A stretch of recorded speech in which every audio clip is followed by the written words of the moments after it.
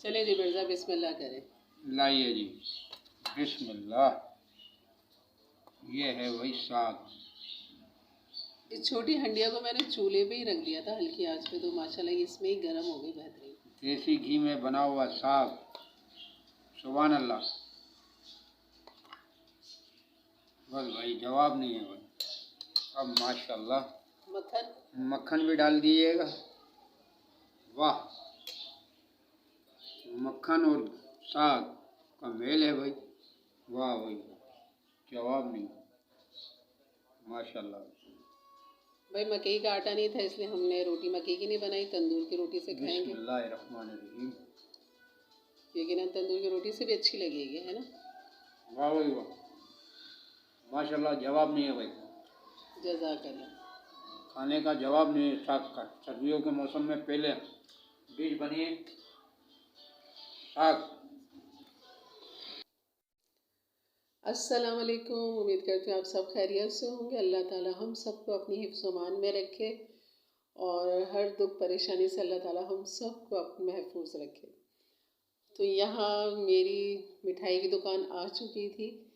मिठाई की दुकान से मतलब है कि ये जो सर्दियों में हरी हरी सब्जियाँ ताज़े ताज़े फ्रेश आती हैं, यकीन करो मुझे तो ये मिठाई की दुकान ही लगती है। रेडियो पे सजी हुई, ठेलों पे सजी हुई, ये हरी भरी और फ्रेश बिल्कुल। तो बस मेरी बहारें आ चुकी थी सब्जियों की, और यहाँ मैं लेकर आ गई थी मिर्ज़ा के साथ जाके। और अम्मी वालदा आई हुई थी, तो मैंने कहा चलो और आसानी हो जाएगी, दोनों मिल के इतनी सारी सब्ज़ी काटेंगे। तो यहाँ मैंने सरसों, सोया, पालक, मेथी, ये 4 सब्जियाँ ले ली थी यहाँ पर मैंने। तो इन 4 सब्जियों की मैं आपको क्वांटिटी बताती हूँ मैंने कितनी कितनी ली है। और यहाँ पे मैंने पालक ली थी 2 किलो, और सरसों का साग लिया था 3 किलो, और मेथी ली थी मैंने यहाँ पर आधा किलो, और सोया लिया था 1 गड्डी। उसकी मतलब कोई वज़न नहीं होता, बस वो गड्डी के हिसाब से मिलता है। तो 1 गड्डी, क्योंकि उसकी खुशबू बहुत ही स्ट्रॉन्ग होती है, तो इसलिए वो 1 गड्डी काफ़ी है इतनी क्वांटिटी के अंदर। तो आप अगर कम ज़्यादा जो करना चाहें वो कर सकते हैं।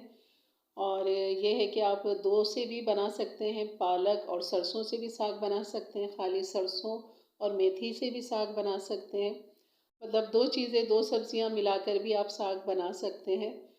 और तरीका यही होगा जिस तरह मैं बनाऊंगी, कोई फ़र्क नहीं आएगा उसमें। लेकिन ये होता है कि 4 सब्ज़ी या 5 सब्ज़ी के इसमें बथुआ भी मैं डालती थी, लेकिन इस बार मैं नहीं ले पाई बथुआ, और बस इन 4 सब्जियों के साथ मैंने ये सब्ज़ी बनाई साग। क्योंकि तमाम फ्लेवर हमें मिल जाते हैं, हर सब्ज़ी का एक अपना फ्लेवर, अपना जायका, एक अपनी ताकत होती है जो सर्दियों में हमारे लिए बहुत ज़रूरी है। और इसलिए ये साग मैंने 4 ले लिए थे। तो इसको अच्छी तरह पानी से धोना है, 2-3 पानी से धोना है। ये मैं बड़ा बर्तन हमेशा मैं रखती हूँ अपने साथ, अपने किचन के इस्तेमाल के लिए। टब खाली किचन के इस्तेमाल के लिए होता है ये। और इसमें ये देखिए कितनी मिट्टी निकली है, मैं इसीलिए ऊपर से सिर्फ छन्नी के साथ इसको निकाल रही थी। तो आपने भी ऐसे ही करना है कि नीचे से हिलाते हुए साग को नहीं निकालना, आपने ऊपर ऊपर से साग को उठाना है, ताकि मिट्टी जो है वो नीचे बैठ जाए और साग जो साफ़ सुथरा हमें मिल जाए। तो यहाँ आखिर जो पानी बचा था मिट्टी निकालने के बाद, मैंने ऊपर से ये साग के जो ज़रात होते हैं इनको भी नहीं ज़ाया होने दिया। इसमें मिट्टी बिल्कुल भी नहीं है साग के ज़रात के अंदर। और ये बाकी फिर मैंने दोबारा इसी तरह 3 पानी के साथ मैंने इनको धो लिया था, जब तक पानी साफ़ नहीं हो गया, नीचे से मिट्टी मुझे नज़र नहीं आई। इस तरह मैंने इनको फिर सफाई की है। तो यहाँ छन्नी से निकालें या हाथ की मदद से ऊपर ऊपर से उठा के डालें, हिलाकर अगर करेंगे तो मिट्टी लगकर साथ आएगी। तो इस तरह ये छन्नी से निकालना मेरे लिए ज़्यादा आसान था। यहाँ मैंने अपनी मिट्टी की हंडिया निकाल ली थी, जो हर साल मैं निकालती हूँ। इसी साग के लिए मैंने ये हंडिया रखी हुई है। बाकी अभी तक मैंने इसमें साग के अलावा कुछ नहीं बनाया। इंशाल्लाह अभी आगे बहुत कुछ सोचा हुआ है मैंने इस हंडिया के अंदर, मुझे और क्या क्या पकाना है।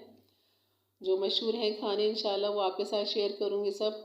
और यहाँ पर ये साग की जितनी क्वांटिटी थी उससे अंदाज़ा ये हो रहा था कि ये इस हंडिया में नहीं आएगा, लेकिन माशाल्लाह बरकती हंडिया है, इसने सब ले लिया था साग। अभी ये खाली तशले का ही मैं डाल रही हूँ, अभी 1 बाउल बाकी है।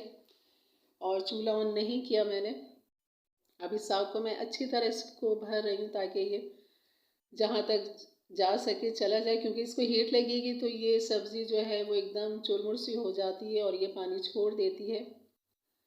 तो अब ये चूल्हा ऑन किया है मैंने खूब अच्छी तरह भरने के बाद इसे, और इसे ढक्कन ढक के मैं तकरीबन 15 मिनट तक रखूँगी ताकि भाप से नरम पड़ जाए। यहाँ मैंने लहसुन की एक पूरी ये साबुत ले ली थी और पूरा लहसुन ये छील के मैंने डाल दिया था, कोई टुकड़े नहीं करे, बस छीले और डाल दिए। यहाँ पर ये हरी मिर्च मैंने 20 से 25 ले ली थी। अगर आप चाहें तो थोड़ी हरी मिर्च कम करके साबुत लाल मिर्च भी डाल सकते हैं इसके अंदर, साबुत नहीं तो कुटी हुई मिर्च डाल सकते हैं। तो मैंने खाली सिर्फ हरी मिर्च का ही मुझे फ्लेवर पसंद है तो मैंने खाली हरी मिर्च डाली है। तो यहाँ ऊपर से मैंने साग मज़ीद ऊपर डाल दिया था, दबा दिया था इसको।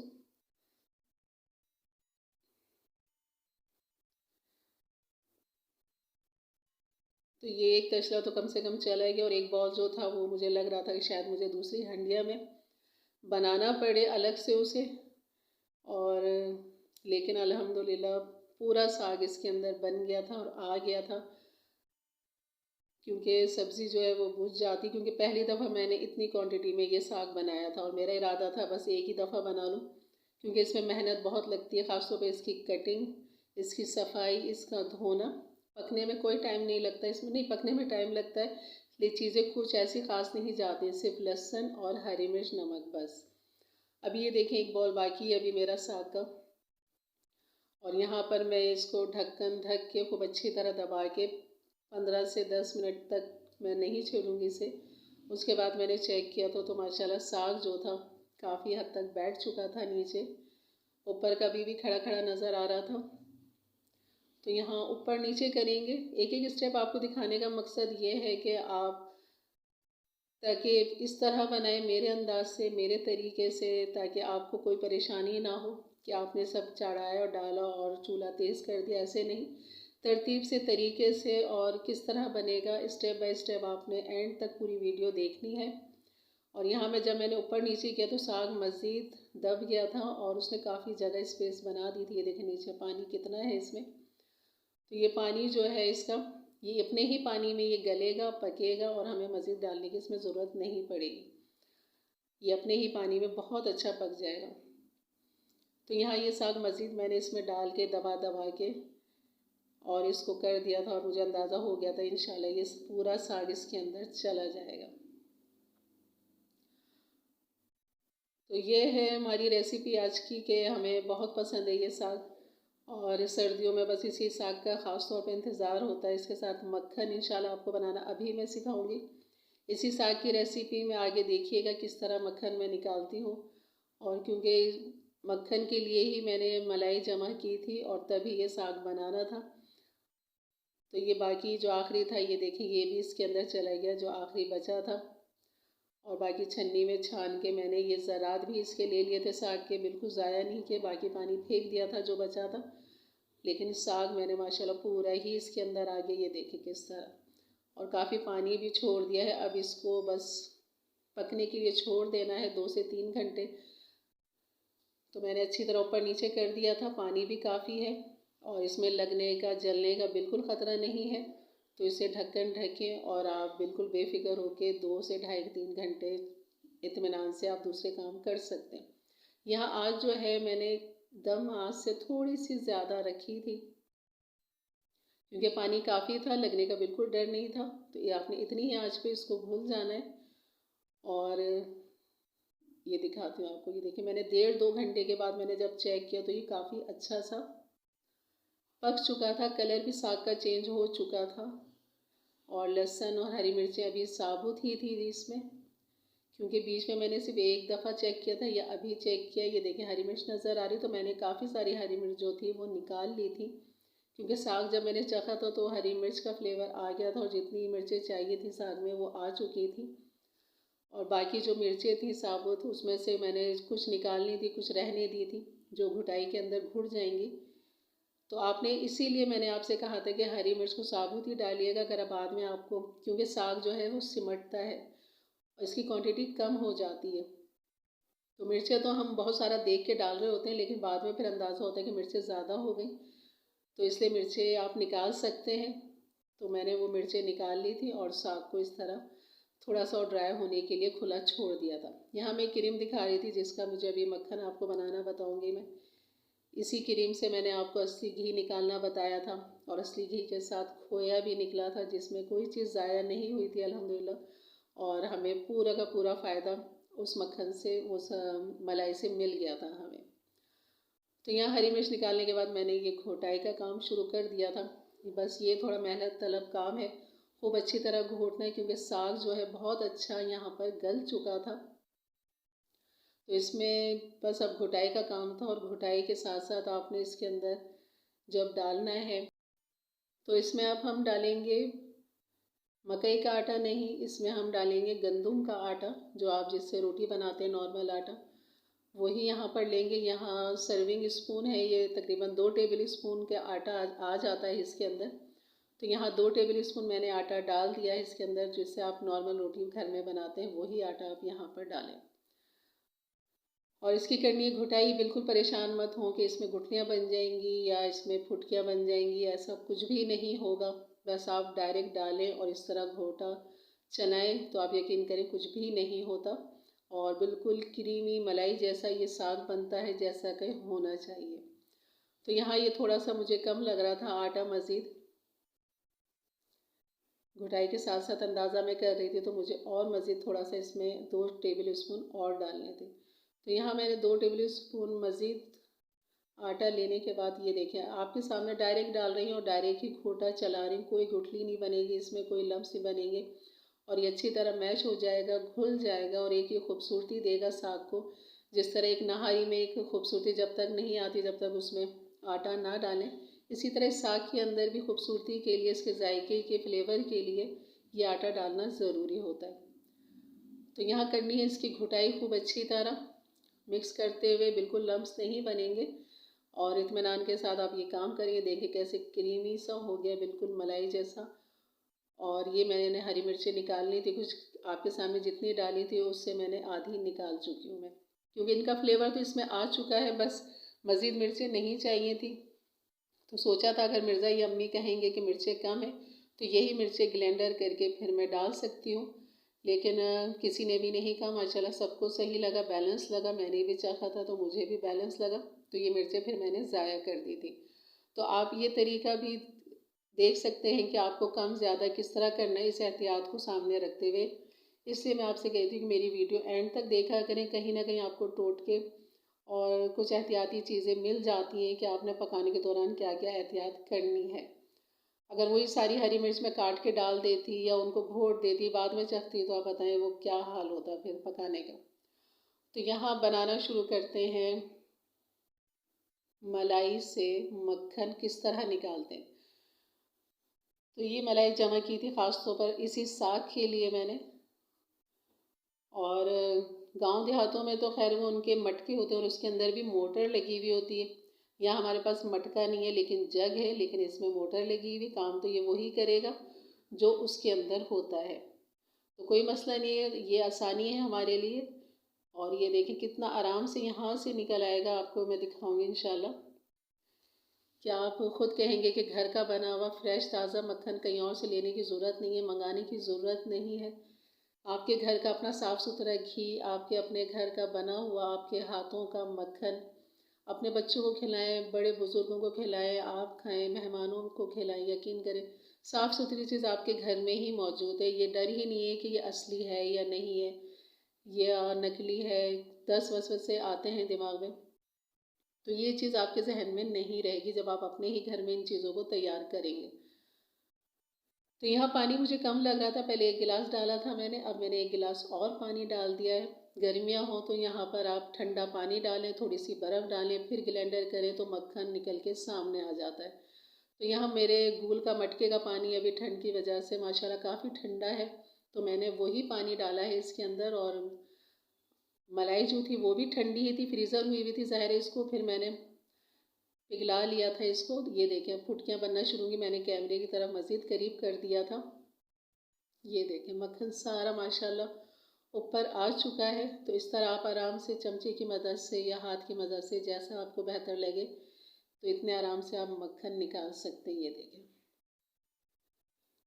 माशाल्लाह कितना सारा मक्खन निकला है और कितना अच्छा सा बॉल बन गया, खुद ही जुड़ गया आपस में।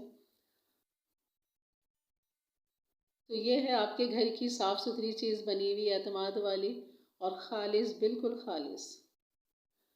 तो ख़ालिस चीज़ें गांव देहातों में नहीं, आपको अपने घर में, आपके अपने शहर में, जहाँ भी आप रहते हैं वहाँ आपको ये मिल सकती है। अगर मेरे तरीके, मेरे अंदाज से बनाएंगे तो आपको वही मज़ा आने वाला है जो गांव देहातों में साग का और मक्खन का मज़ा आता है। और इसके बाद ये जो लस्सी बच जाती है ना, तो इस लस्सी का भी इस्तेमाल आप सुबह के नाश्ते में कर सकते हैं। यहाँ नमकीन मक्खन बना सकते हैं। बाकी जो क्रीम बची हुई थी मैंने वो भी डाल के इस तरह मक्खन के लिए तैयार कर रही थी। तो आप जो है ये मक्खन को अगर नमकीन बनाना चाहते हैं तो मक्खन के अंदर आप यहाँ 1 चम्मच डाल दें, इस टाइम डाल दें जब ब्लेंडर करने से पहले। तो मक्खन जो है वो नमकीन बन जाएगा, इसमें हल्की सी नमक की आएगी। तो यहाँ मैंने बग़ैर नमक के मक्खन बनाया, नमक नहीं डाला, आप डालना चाहे डाल सकते हैं। और ये जो इसका लस्सी बचेगी, चाहे तो पी लें, पिला दें, या फिर इसी लस्सी से आप आटा गूँदें और इसकी रोटियां बना लें। यकीन करें इतने मज़े की रोटियां बनती हैं, इतनी सॉफ्ट नरम, इतनी अच्छी बनती हैं कि आपकी कोई चीज़ ज़ाया नहीं होती। ख़ास तौर पे मेरे किचन में तो कोई चीज़ ज़ाया नहीं होती, हर चीज़ काम में आ जाती है और बहुत अच्छे तरीके से आती है। तो आप इस लस्सी से आटा गूँदें, पराठे बनाएं, रोटी बनाएं, यकीन करें बहुत मज़ा आता है। और उसी रोटी से आप साग खाएं, लाजवाब है।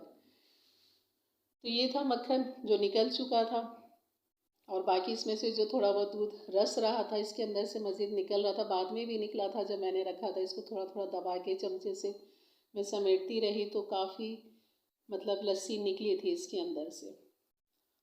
तो ना ये लस्सी ज़ाया हुई, ना ये मक्खन ज़ाया होगा। और मक्खन तो यकीन करें पानी की तरह घुल जाता है, मुंह के अंदर डालो और ये घुल जाता है, चिपकता नहीं है। जैसे आम मक्खन हम मुंह में लें तो वो चिपकता है, गले में लगता है, लेकिन आपके अपने घर का साफ़ सुथरा मक्खन निकला हुआ आपके ना हलक में लगेगा, ना ये मुंह में चिपकेगा। तो ये खालिस चीज़ों की यही पहचान है कि वो आपके जिस्म के टेम्परेचर के साथ हल हो जाती है और आपको फ़ायदा देती है। तो यहाँ मैंने साग की देगची नीचे रख ली थी जो कि तैयार थी। अब तड़के की इसकी तैयारी थी, तो मुझे पूरी देगची में तड़का नहीं लगाना था। जितना खाना था, जितना सर्व करना था, बस इतना ही बस हमने इसके अंदर तड़का लगाना है, सारे में नहीं लगाना, क्योंकि बाद में वो ख़राब हो जाता है, ठंडा हो जाता है। तो जब भी आपने खाना हो, बस आपने पहले तड़का तैयार किया, उसमें फिर साग डाला और मिक्स किया और आपने खा लिया। यही तरीका है साग खाने का। और यहाँ हरा धनिया लाजमी डालिएगा, इसका बहुत अच्छा फ्लेवर आता है हरे धनिए का। तो ये तकरीबन 1 गड्डी थी हरे धनिए की जो मैंने काट के इसके अंदर डाल दी। तो इस हरे धनिए का भी फ्लेवर हमें मिल जाता है और बहुत अच्छा जायका आता है साग का। तो पहले मैंने सोचा था कि कढ़ाई के अंदर ही तड़का तैयार करके और उसके अंदर ही साग डाल के, जैसे अभी बताया, लेकिन फिर बाद में ख्याल आया कि दिखाना भी है, सजाना भी है। तो मेरे पास एक छोटी सी हांडी है, तो मैंने कहा उसी के अंदर मैं सर्व करती हूँ और उसी में हम खाएंगे मियाँ बीवी, और आपको भी उसी में दिखाएंगे। तो यहाँ मैं कढ़ाई पहले डाल चुकी थी, बाद में मुझे ख्याल आया था, जब मैंने इसमें तड़का तैयार कर लिया था तब मुझे बाद में ख्याल आया। तो इस कढ़ाई में फिर मैंने तड़का ही तैयार किया, इसको मैंने नहीं हटाया। और यहाँ ये छोटी सी हांडी जो आपको नज़र आ रही है, इसके अंदर फिर मैंने निकाला साग, ताकि मैं इसी में तड़का भी लगा दूँ और इसमें गरम भी रहेगी हंडिया के अंदर।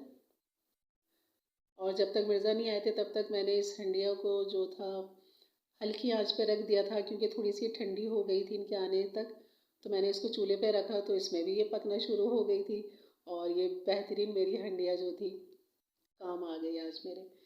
तो यहाँ ये तड़के के लिए बारीक कटी हुई अदरक, कटा हुआ लहसुन और कटी हुई हरी मिर्च 2-3 आप ये तड़के में लाजमी डालें, बहुत अच्छा फ्लेवर आता है तड़के का इसके अंदर।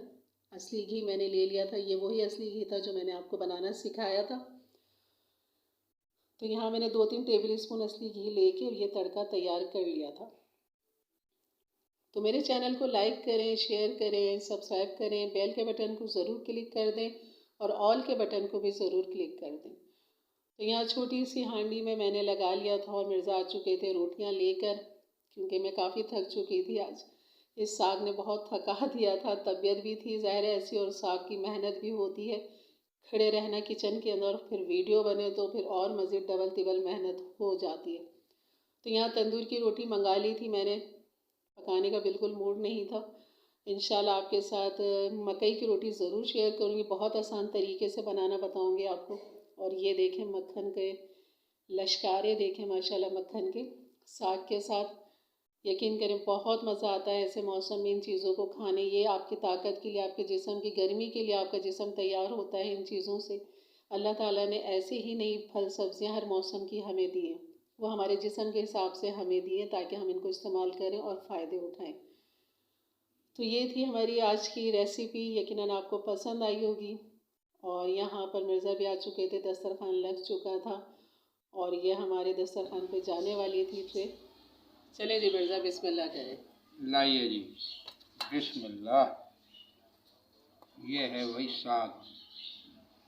इस छोटी हंडिया को मैंने चूल्हे पे ही रख दिया था हल्की आंच पे, तो माशाल्लाह इसमें ही गर्म हो गई बेहतरीन। देसी घी में बना हुआ साग, सुभान अल्लाह। बस भाई जवाब नहीं है भाई। अब माशाल्लाह मक्खन भी डाल दीजिएगा। वाह, मक्खन और साग का मेल है भाई। वाह भाई, जवाब नहीं, माशाल्लाह। भाई मकई का आटा नहीं था इसलिए हमने रोटी मकई की नहीं बनाई, तंदूर की रोटी से खाएंगे। बिस्मिल्लाहिर्रहमानिर्रहीम। यकीनन तंदूर की रोटी से भी अच्छी लगेगी, है ना। वाह भाई वाह, माशाल्लाह, जवाब नहीं है भाई। जज़ाकल्लाह। खाने का जवाब नहीं है साग का। सर्दियों के मौसम में पहले डिश बनिए साग।